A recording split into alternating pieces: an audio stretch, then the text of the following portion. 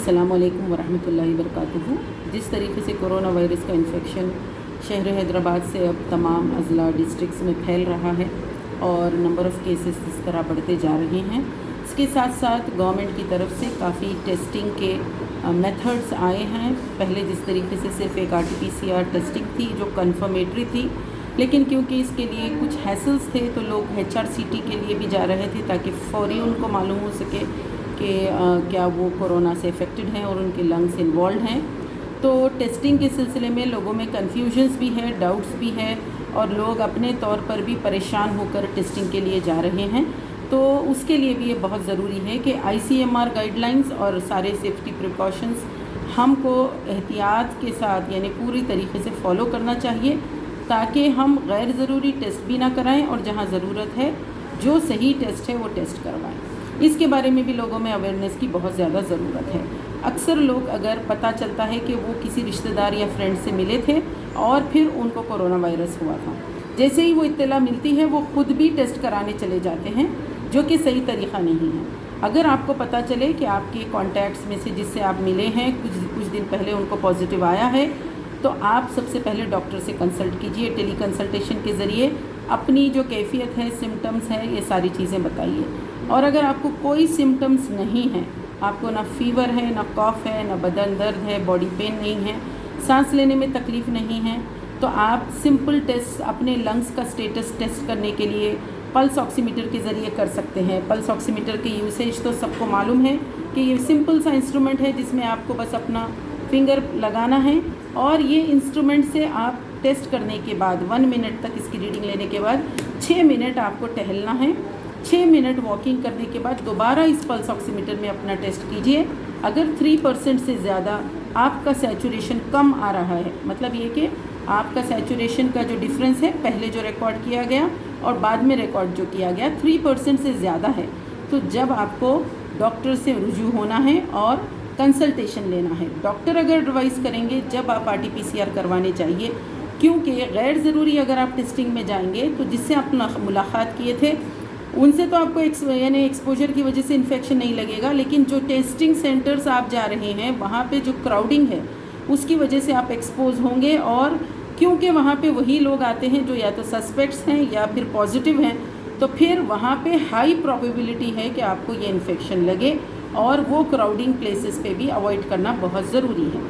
दूसरी इम्पॉर्टेंट चीज़ ये है कि अगर डॉक्टर ने आपको टेस्टिंग के लिए कहा है तो टेस्ट 2-3 तरह के हैं और इसमें भी लोग बहुत ज़्यादा कंफ्यूज हो रहे हैं। सबसे कन्फर्मेटरी और गोल्ड स्टैंडर्ड टेस्ट जो है वो RT-PCR का टेस्ट है, जो डायग्नोस्टिक है, जो बराबर कंफर्म वे में कहता है हाँ ये कोरोना पॉजिटिव पेशेंट है।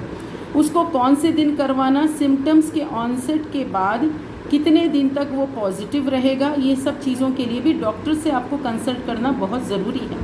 अगर आपको एक बार पॉजिटिव आया है तो फिर दोबारा रीटेस्ट कराना इस वक्त ज़रूरी नहीं है। कई लोग इस उम्मीद में दोबारा टेस्ट करवा रहे हैं 2 हफ्ते के बाद, 3 हफ्ते के बाद कि शायद उनको नेगेटिव रिपोर्ट आ जाएगी। सेकंड टेस्ट इम्पॉर्टेंट नहीं है।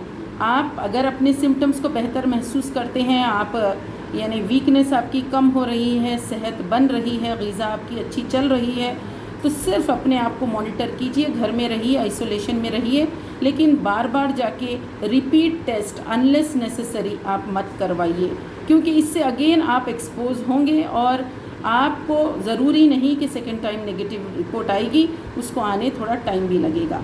तीसरी बात, जो लोग HRCT की टेस्ट करवाते हैं वो लोग भी समझते हैं कि हम 1 हफ्ते के बाद उसको रिपीट कर लेंगे। विदाउट डॉक्टर्स एडवाइस प्लीज़ इसको भी रिपीट मत कीजिए। ऐसा नहीं होता कि आपका कोरैट स्कोरिंग पहले 5 थी और अब कोरैट स्कोरिंग आपकी 3 हो जाएगी, ये उम्मीद में आप 2-2 जगह जाके CT करवा रहे हैं। Without doctors advice, without doctors consultation आप अपने आप को रेडिएशन को एक्सपोज कर रहे हैं। और कई लोग ये समझ रहे हैं कि कोरैट्स 5 या कोरैट्स 3 जो ग्रेडिंग दी गई 1 2 3 4 5, मतलब ये कि हम 80% अफेक्टेड हैं, हम अब बिल्कुल यानी हमारा जो 5th स्टेज में कोरोना आ गया है।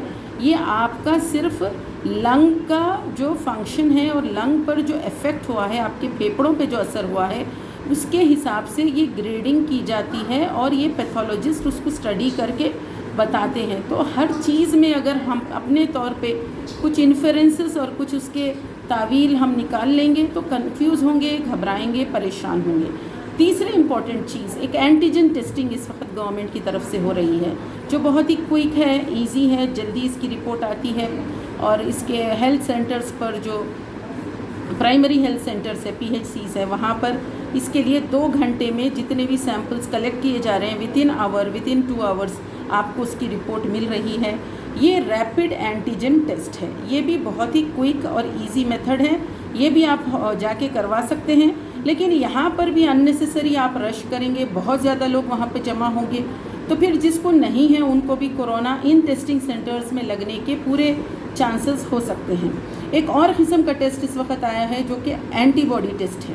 اینٹی باڈی ٹیسٹنگ کٹ جو ہے اس کی سینسٹیوٹی کے بارے میں ڈاکٹرز نے کہا ہے کہ 47% سے 85% اس پہ ریلائی کیا جا سکتا ہے, کیونکہ یہ ہمارے جسم میں جو antibodies in reaction to the virus, یعنی کہ جب وائرس کا حملہ ہم پر ہوا ہے اس کے ریئیکشن میں جو ہمارے جسم میں اینٹی باڈیز ڈیولپ ہوئے ہیں, آئیدر IgG ہے یا IgM ہے, یہ 2 اینٹی باڈیز پریزنٹ ہے یا نہیں ہمارے باڈی میں, یہ ٹیسٹ ہوتا ہے. یہ بہت اسپیسیفک نہیں ہے لیکن ایک طرح سے اسکریننگ ٹیسٹ ہے جس سے پتہ چلے کہ باڈی میں کس حد تک اینٹی باڈیز پریزنٹ ہے.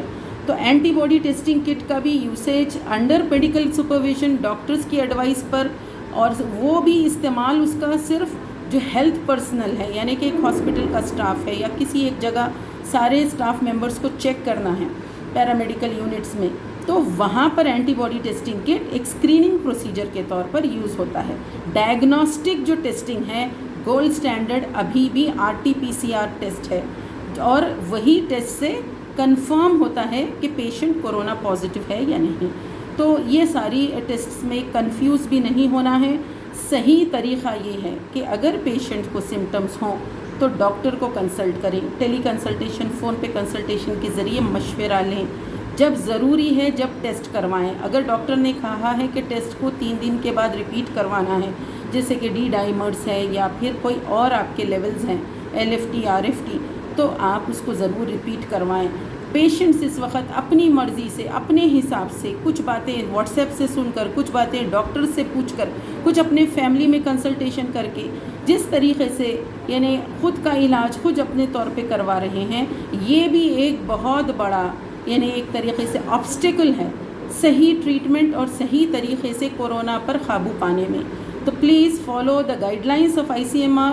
سب سے میں ریکویسٹ کرتی ہوں کہ ڈاکٹرز کی ایڈوائس, آپ کے جو بھی ڈاکٹر ہیں ان سے ایڈوائز لیجئے, اور اگر آپ کو معلومات نہیں ہیں تو ہم کو حکم دیا گیا ہے ان لوگوں سے پوچھو جن کو معلومات ہیں, اور معلومات حاصل کر کے, صحیح معلومات حاصل کر کے پھر آپ آگے بڑھ کے اپنے ٹیسٹ کروائیے تاکہ آپ بھی سیف رہیں, آپ کے فیملی والے بھی سیف رہیں.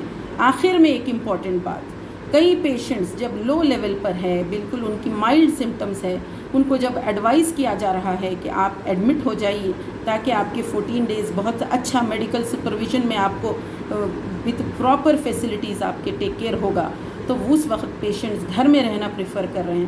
اور ہماری کمیونٹی کا ایٹیٹیوڈ یہ بن گیا ہے کہ جب کیس ڈیزیز اسٹیج 3 پہ آتی ہے, کریٹیکل لیول ہوتا ہے, اس وقت ہم ہاسپٹلس کو رش کر رہے ہیں جبکہ پروگنوسس ویری پور ہے. I request all the members of the Muslim community especially کہ آپ لوگ ابتدا میں غفلت, بعد میں رشنگ ٹو دا ہاسپٹلس, بہت زیادہ پیسہ دینا, ڈاکٹرز پہ پریشر ڈالنا, پلیز اس طرح مت کیجیے. ڈاکٹرز کی بات مانیے. اگر آپ کو ڈاکٹر ایڈوائز کرتے ہیں کہ you must get admitted, please get admitted. Don't take things for granted.